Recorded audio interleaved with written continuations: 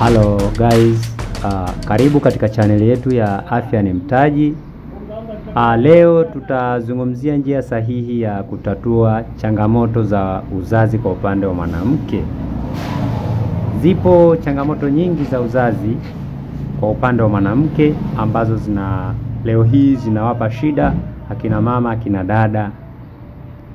Changamoto mojawapo ni kama kutokwa na uchafu ukeni, mvurugiko wa hedhi, uvimbe kwenye kizazi, mirija ya uzazi kuziba, lakini pia na changamoto kama za UTI sugu,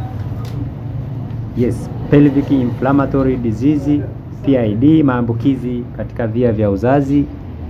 Sasa tutazungumzia namna gani chanzo cha changamoto kama hizo kwa upande wa kina mama.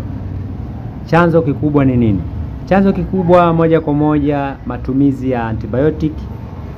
Matumizi ya antibiotic yasiyo salama yanapelekea mwanamke kupatwa na changamoto kama hizo.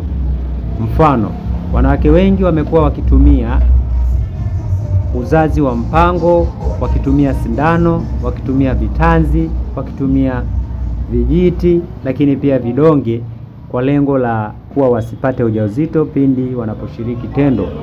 Lakini kumbe bila kutambua kuwa ni hatari sana katika afya yao ya uzazi, na wao wakiona kuwa ni sehemu salama, lakini kumbe si sehemu salama. Hasa namna gani unaweza ukasababisha chanzo cha changamoto kama hizo? Ni pindi unapotumia matumizi ya antibiotic ya family planning.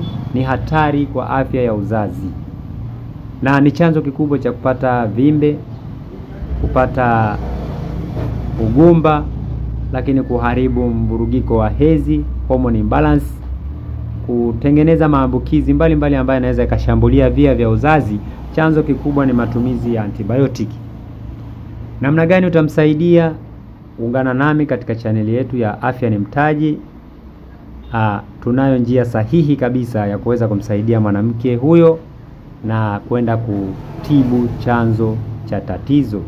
Tunatumia supplement kutatua changamoto hizo, lakini pia tunatumia supplement kwenda kuyeyusha uvimbe kwenye kizazi na kuimarisha homoni za mwanamke, kurekebisha homoni, kumpatia tiba iliyokuwa salama katika mfumo wake wa uzazi na kurudisha mfumo wa uzazi upya kama ilivyokuwa mwanzo.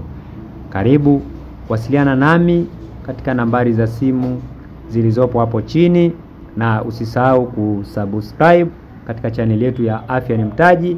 Fuatilia, utapata elimu ya afya bila malipo, lakini pia wasiliana nasi kwa ushauri na saha.